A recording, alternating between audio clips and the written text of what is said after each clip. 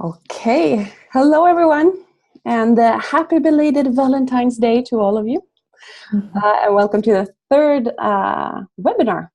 While we're waiting for more people to drop in, please let's start with a check-in. So for all of you, you can go to menti.com and answer the question about what is your meeting culture like at the moment. What doesn't work and what does work for you. And when you come to menti.com, you press the code 647986. And we have more people joining us. And hello to you, Alison. Hello. Hello, everyone. How are you feeling today? Yeah, I'm good. I'm good. It's sunny here in London. It wasn't earlier, but it's sunny now, so I'm happy. That's nice. Okay, so we have quite a few joining us. Welcome to the newcomers as well. We're starting with a check-in on, in a few words, what is your meeting culture like at work? And what works and what does not work for you? So go to menti.com and use the code 647986. I can start to check in actually, because I've come from a day full of meetings. I've actually had 7 meetings already today, and it's only 3 o'clock here. But I must say that I really like the meeting culture that we have at Hyperable at the moment. We take a lot of time for the check-ins. Sometimes if the meeting is 20 minutes, the check-in can be 10 minutes, but it really sets us in a place where we can be very effective afterwards. So that's something that really works for me. And I think as a lot of other people, the feeling of that it can sometimes be a little bit too many meetings is what does not work. Let's start to see if we have some stuff coming in. Here we can start seeing. We have, it's more people than me that are feeling a little bit sick and has hardly had any meetings today. We were just talking about that before, that at least the whole of Stockholm is down with the flu. So there's probably not a lot of meeting. Is there anything that stands out to you so far in the check-in, Alison? No, just this idea that everyone I think feels that they have too many meetings. So, like you say, it's kind of we can't really avoid it at the moment. We just need to make sure that each of those meetings count, and what we do in those meetings is productive. Yeah, a lot of duplications and dry agendas. Also something that can be really good with today's topic, I'm thinking, with how to actually start working in your ways and experimenting a little bit, which is quite a nice topic to have after 2 weeks of thinking quite big and looking at effective teams and looking at how we work with culture, and to now actually get down to how do we work. We're gonna go back to the check-in. There's a lot of them coming in, which is really nice. And we'll continue looking at them when we've gone through today's agenda. Let's see if I can go back to the... Here we go. Okay, so some expectations, which is the same as last time, but I think that we have a couple of people who are joining their first webinar. So please keep your camera on and use the microphone so that you can be a part of the workshop that we will have in a couple of minutes. And if you have any questions, please just write them in the chat window as we go along, and we'll try to come back to them as we go. On the agenda today is that we'll do a quick recap of some of the models that we saw both in the Learning Kit and in Alison's recording. And we'll explore the topic with a very hands-on workshop. And in the end, there will be some wrap-up reminders, but mostly a Q&A. And as I said, this week's topic, prototyping new ways of working. There was a lot of models to go through in the Learning Kit this week. A lot of them being around how we are moving away from having the linear approach and having a very set start and goal for our projects and our work. And instead, we're starting to move closer to these a little bit fuzzy goals, like they can appear to be, but taking things in smaller sprints. For example, like this from game storming, but also from this one from Parable, looking at how to work in action sprints and making sure that the goals are actually more relevant and the goals that we need to have rather than the ones that we thought that we had in the beginning while working.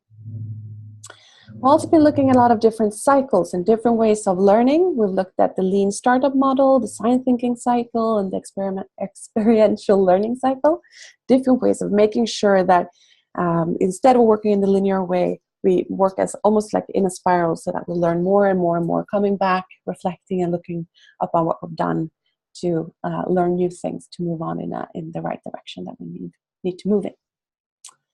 I also had this one made by Many, who's sort of mashed up a lot of different processes and ways of thinking into a longer making period instead.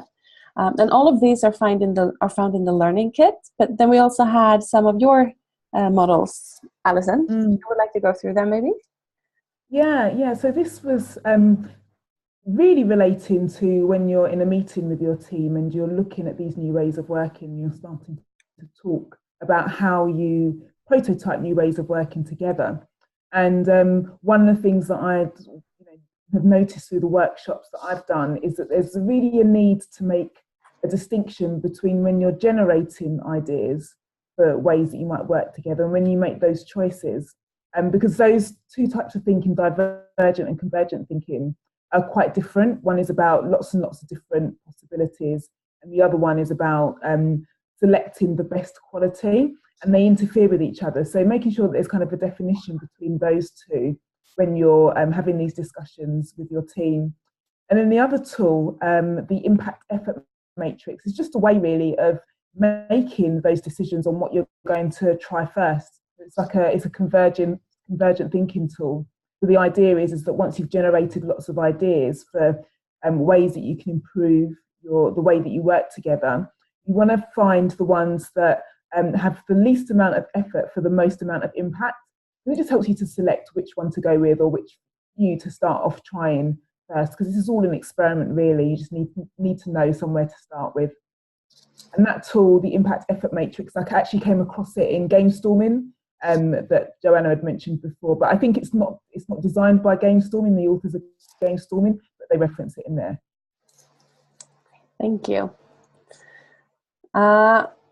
That will go back. We have a lot of more people dropping in here. So before we go into the workshop, let's explore a little bit around the check-in, because now I think we should have most of them. So let's go back to that. And for those of you who are newcomers, go to menti.com and have a look at, in a few words, what is your meeting culture like at work? What does and does not work for you? And the code is 647986. So let's have a look.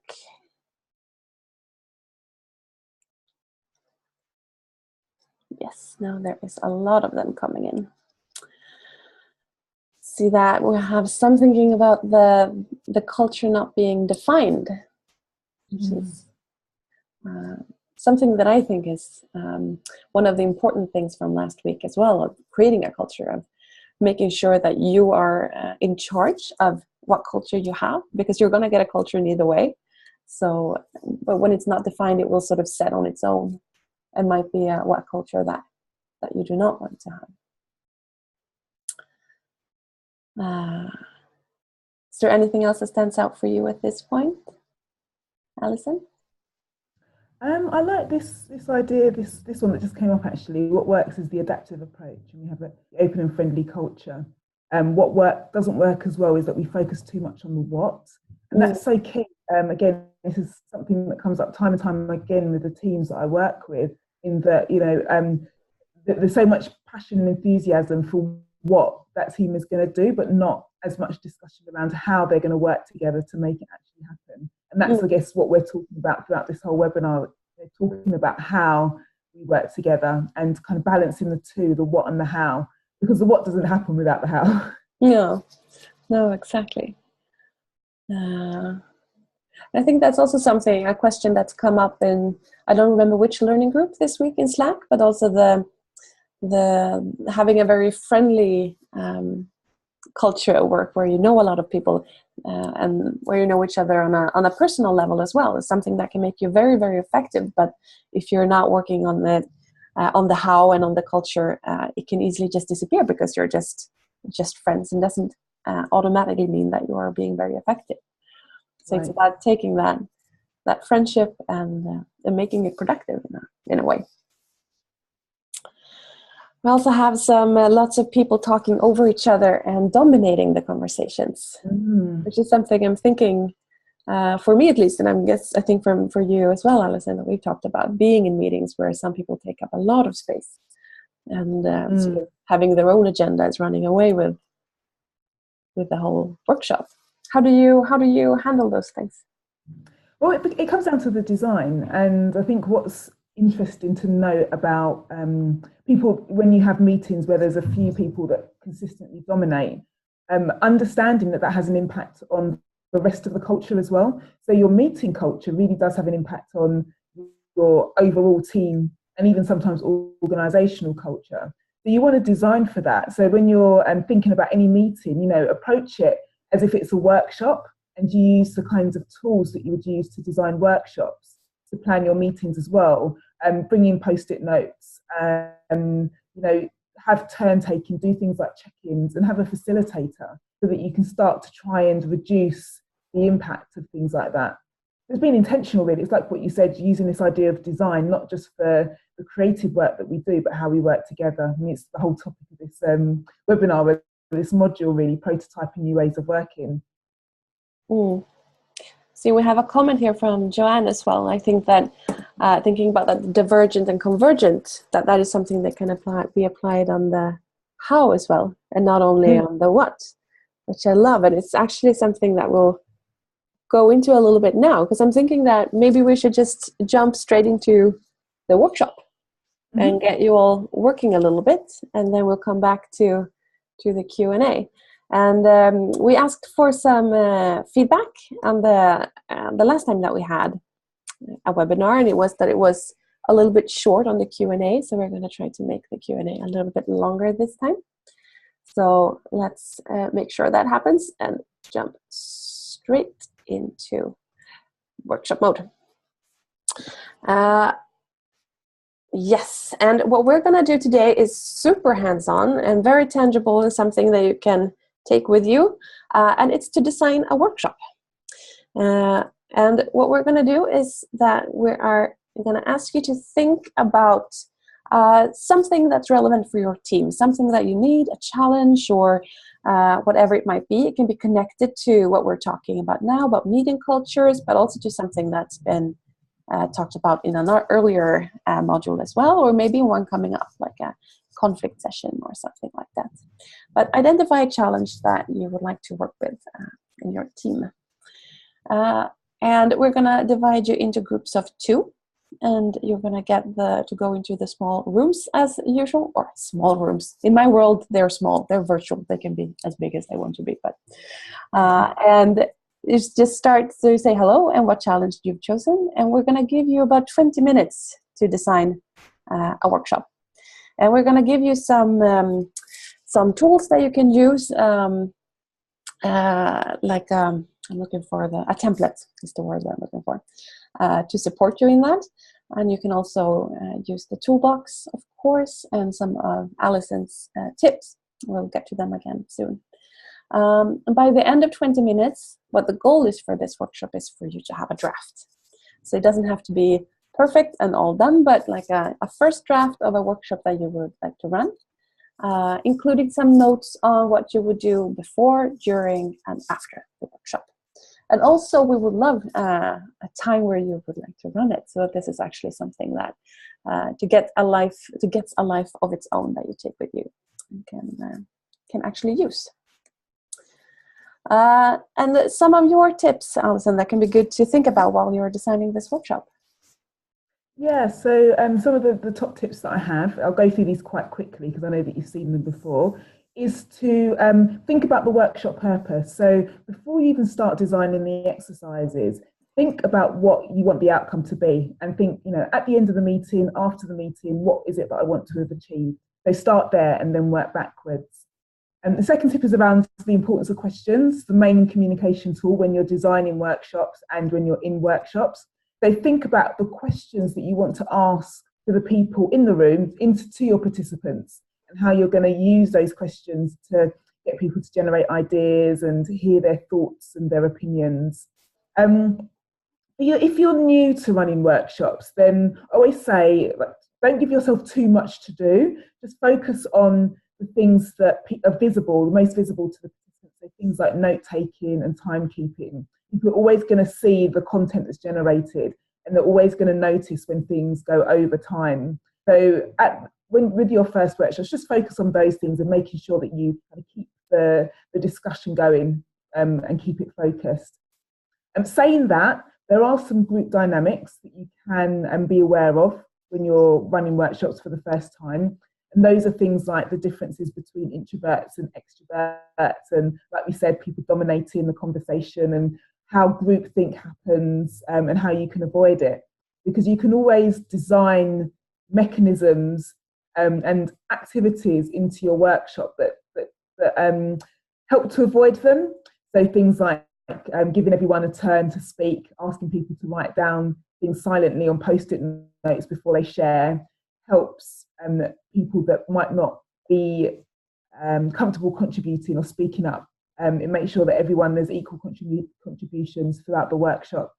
And then what I mentioned earlier, this idea of just making sure that each activity and exercise that you do, there's a clear difference, or it's clear on whether it's about divergent thinking, which is creating lots of choices, or convergent thinking, where you're actually selecting the best ideas. So just make sure that you've kind of identified which of those types of thinking you're doing in each activity or exercise. Lovely. And like I said, there's also the Hyper Island toolbox, which I think most of you you've been in at this point.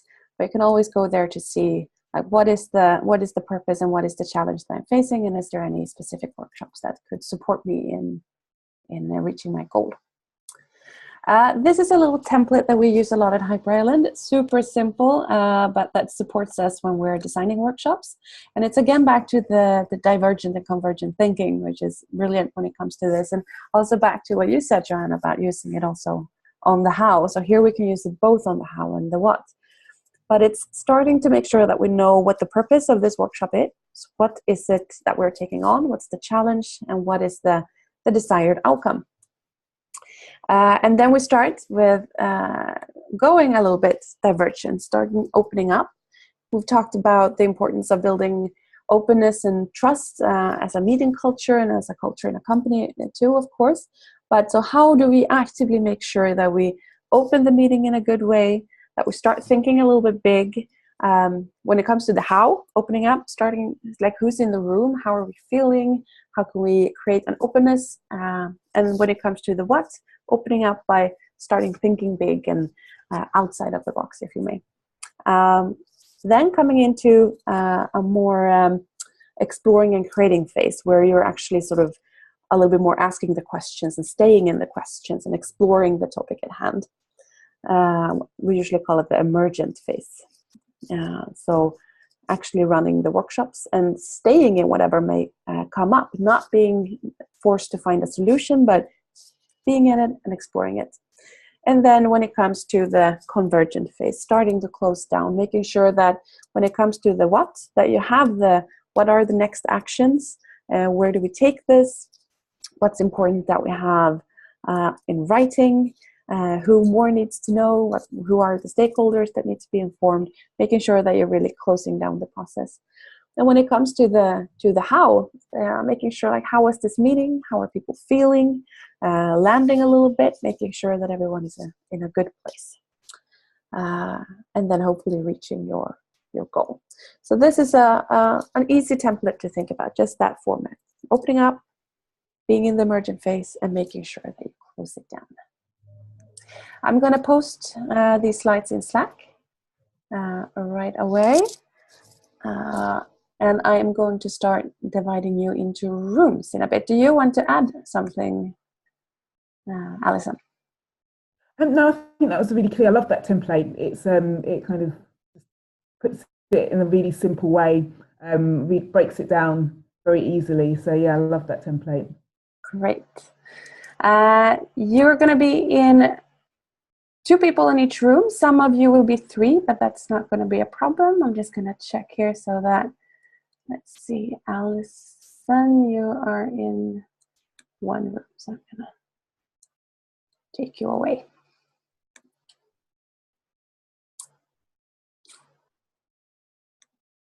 See, like that.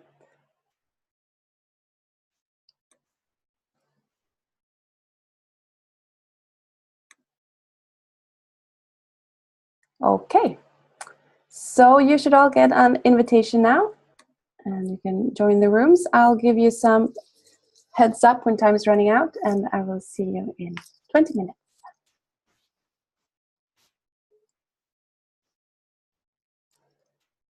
Joanna, I have an invite to join breakout room 1. Should I join it?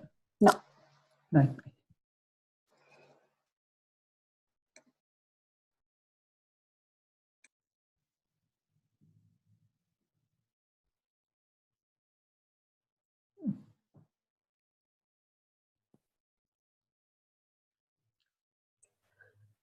Hello everyone and welcome back. Sorry if we interrupted your deciding and forced you back, but time was up.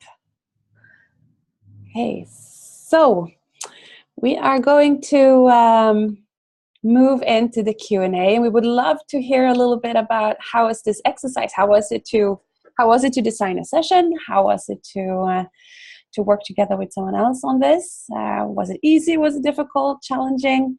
But also, of course, in the bigger picture, if you have any questions about this module, about the topic for Alison or for someone else in the group, or if I can help in any way, of course. You can write it in the chat window, or also you can just, we can see you all now, so you can also just raise your hand analog style, and we'll give you the word. Anyone who has a thought or a question? How long is too long of a workshop? And we also have a couple of, like, Joanne, would you like to turn your sound on and maybe tell us a little bit more about that question? Yeah, sure. Hi, guys. So in my breakout session, I was just talking about a workshop which was really meant to, I guess, share learnings. I lead a team of project managers, and quite often we're off running our own different project teams and leading our own teams, and we don't spend a lot of time, I guess, taking and sharing those learnings together and talking about what's working well and, you know, what we can try in different teams and really share. And I guess as part of this workshop design, you know, we talked a lot about like having time to sort of reflect on what's been going well and what isn't, and then deciding as a team, you know, I guess in a divergent way, like what parts of a project we want to talk about and share knowledge, and then kind of coming back to like of that, you know, and sharing those examples, like what do we maybe want to continue to action or bring into other teams, etc. But I guess in all of this, there's a lot of it could potentially be a really long workshop. So my question I kind of posed was like, you know, what is too long? And I guess how do you make sure you're not like fatiguing the team on reflecting and coming up with things? Because I know, you know, sometimes that does happen. Should I answer that? Yeah, so that's, yeah, it's how long is a piece of string? There's always with these questions, it's always kind of like a it depends kind of response. I mean, a workshop can be anything from 10 minutes to 5 days. I mean, it really depends on what you want to get out of it. One guideline that I like to go by is when you ask people to do exercises, so often when you've got a kind of a big group of people, you will break it into smaller groups, like we did today. We put you into smaller breakout groups. When you set people off on an exercise, and I usually kind of go by the rule of thumb of about 15 to 20 minutes max per each activity. Because by that time, after that time, people start to get a little bit fatigued in terms of generating ideas. If you're asking them to develop something, that's different. But if you're asking people to kind of just talk about what's on their mind and kind of brain dump in a way, then 15 to 20 minutes usually works well for one exercise. Now you can, when you're thinking about the design, you can think, well, what is it that I want to get out at the end of this workshop? So if you're sharing learnings, is it that, it's just a way of team building? Is it that you want to take those learnings and put it into another project? Is it that you want to kind of look at all of your processes and think, where can we improve? How can we improve? And then you're, based on what you need to get through, that will also determine the length of your workshop. Because if you just want to do a quick sharing, then that could be 15 minutes. If you want to do a sharing, identify themes, and then figure out what you can improve, then that will be another perhaps 15 to 20 minutes. If you then want to take that and think, okay, right, how would we plan a project in the future based, then that's another 15 minutes. It really does depend on what it is that you want to get out of it. It can be as long as you want it to be. But I am of the school of, I like kind of quite fast-paced workshops, like things where the exercises are shorter rather than longer, because what happens is it helps to create momentum after the workshop as well. And there's always something to come back to. Cool, thank you. I can also add that for me, it's a lot about, like, you as a facilitator is there as like in service of the group. So to really use your gut feeling, even if you set 20 minutes or half an hour for an exercise, and you can usually see at people when they're starting to zoom out and when they're starting to check their emails, to not have too much respect for the schedule, but to really like be on your feet. I usually think that I should be over prepared and under structured. So I'll have a plan. I'll have a massive amount of tools and workshop, like exercises that we can do, but be really under structured. So sort of like, okay, we need to move on from this, or we need to just take away that, just to have your eye on the purpose. That's a great mindset. Thank you.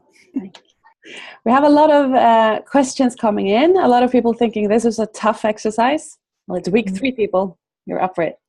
It's and I would agree with that, because I think that 20 minutes to plan a workshop is actually a really tough time. Yes. I usually, when I'm planning a workshop, regardless of the time of the workshop, I always give myself at least twice the length of the workshop to plan it. So if it's a half-day workshop, then I'll give myself at least a day to plan it. So I think, 20 minutes is fine.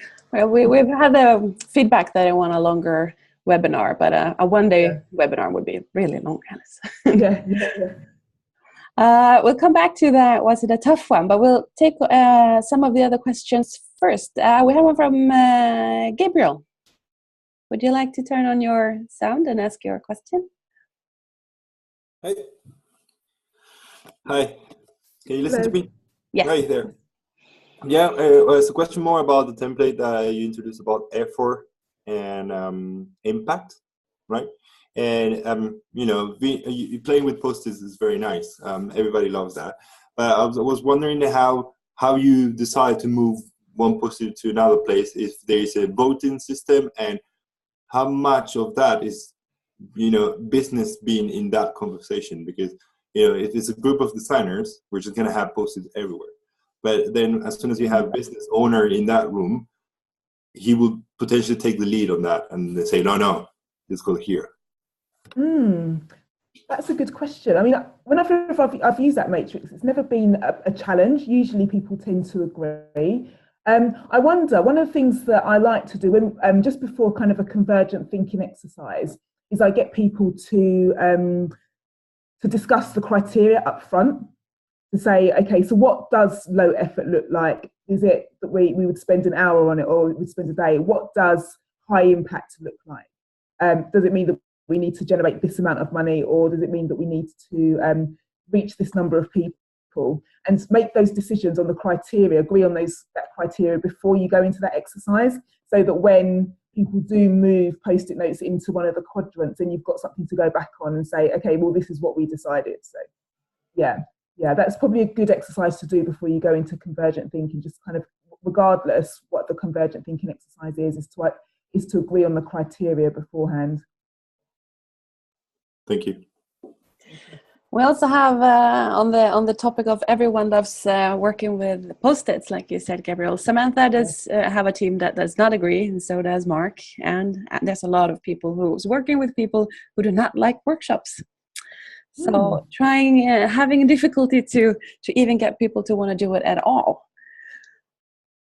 How So about what would so someone that asked that question, what would you say are people's resistance to workshops? Yes, Samantha, would you like to develop a little bit more about the resistance that you meet? Or Mark, or any of the other ones?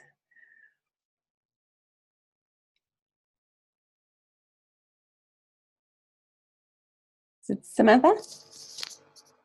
Okay, Or so maybe something's just come in from Mark saying they've clearly had bad workshops in the past, and that's true. This is why I'm so passionate about people running good workshops, because when they're run well, they really do have an impact, and when they're run badly, then people lose faith in the format.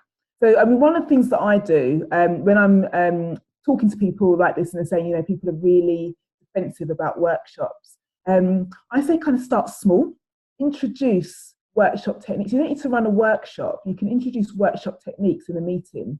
So if you say to someone, right, we're going to do a day workshop, and they hate workshops, then you're going to meet resistance there. But if you've got an existing team meeting coming up, you can say, right, okay, can I just have 10 minutes of this, this hour that we usually have, and run sort of a short, effective brainstorming session.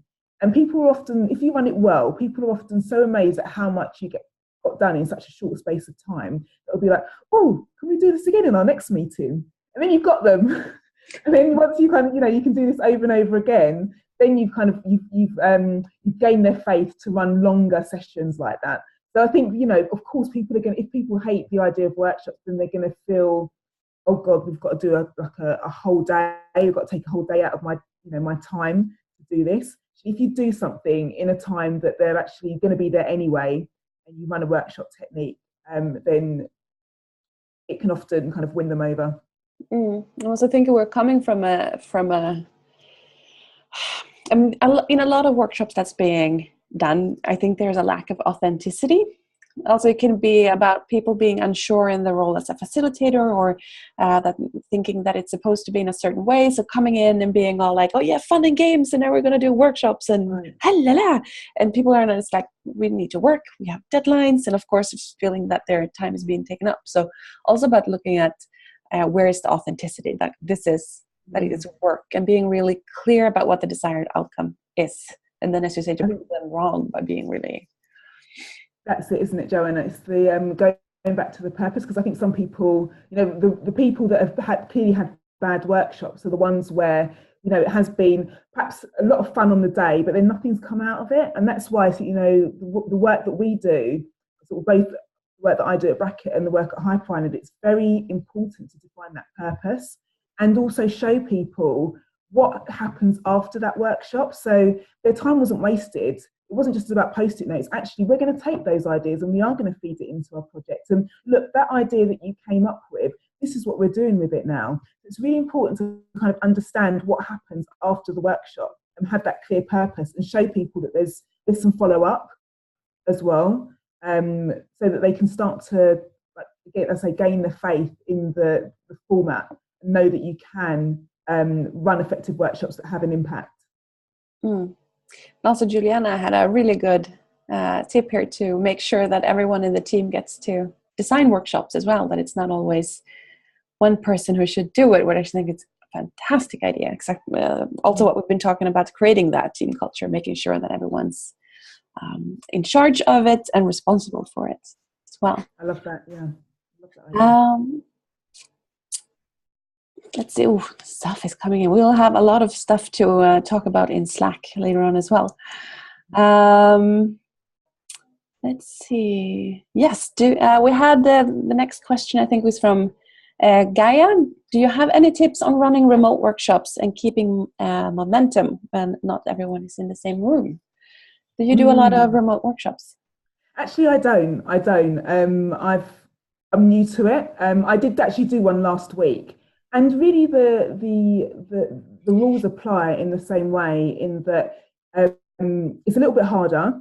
But like Joanna said, as a facilitator, you're not there to get involved in developing the content. You're there to support the process. So it's really like having your eyes and your ears on and open, and really sensing what's going on in the room. Are people kind of starting to check out? Are they paying attention? have your design up front as well. Often with online things, you have to be even more intentional, because it is harder to kind of read the signs. You have to be even more intentional in your design and sort of, you know, what you're expecting people to do at every point. But as I say, a lot of the principles in facilitation apply to sessions online. Like I've had people, you know, make sure that everyone, regardless where you are, have yourself a stack of post-it notes and a Sharpie. And when you're writing down ideas, write one idea per post-it note, because even if you can't gather those together, then it still changes the mindset of the way that people kind of work and think. So yeah, being quite specific about what you want people to do and how you ask them to do it. But I do need to gain some more experience in running online sessions. We have some people who needs to go. First of all, Gabriel, who needs to go because he's doing a workshop. So that's the best excuse of having to leave early ever. Good luck on that. Also, some good tips here about asking for feedback after doing a workshop to make sure that they become a lot more appreciated, which I think is really important. Actually, I'm going to take the questions that are left, and I'm going to post them in Slack so that we can have the conversation keep on going there. Because time is running out again. I hope that you liked that we had a little bit longer Q&A this time. Actually, and also Alison have got some key takeaways that she would like to share, but we'll share them in Slack as well, if that's okay with you. So I'll post them there so that you can see. And a reminder of posting your reflecting journals by Sunday, and to keep on sharing all of those workshops that you're doing now on Slack so that we can all be inspired. Okay, so happy to have seen you today, and we'll see you all next week, and see you on Slack on Sunday, of course. Lovely to meet you all. Okay. Good luck. Bye-bye. Bye.